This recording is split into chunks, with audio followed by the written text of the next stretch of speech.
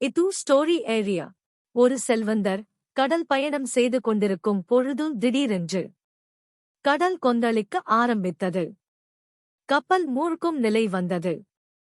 உடனே அந்த செல்வந்தர், கடவுளே, என்னை காப்பாத்து, என் மாளிகையை விற்று உன் கோவில் உண்டியலில் போடுகிறேன் என்று வேண்டிக் கொண்டார்.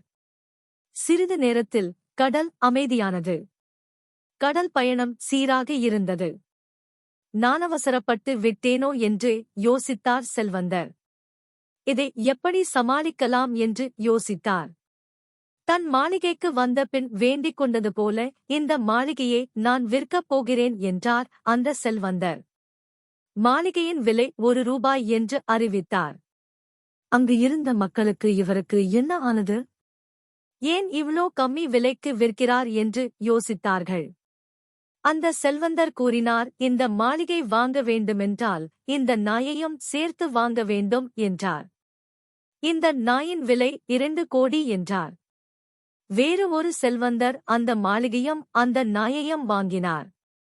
மாளிகையை விற்று வாங்கிய ₹1 கோயில் உண்டியலில் போட்டுவிட்டு நாயை விற்ற பணத்தை இவர் எடுத்துக் கொண்டார். கடவுளின் மைண்ட் வாய்ஸ் இப்படிதான் இருக்கும். என்ன ஒரு புத்திசாலித்தனம்!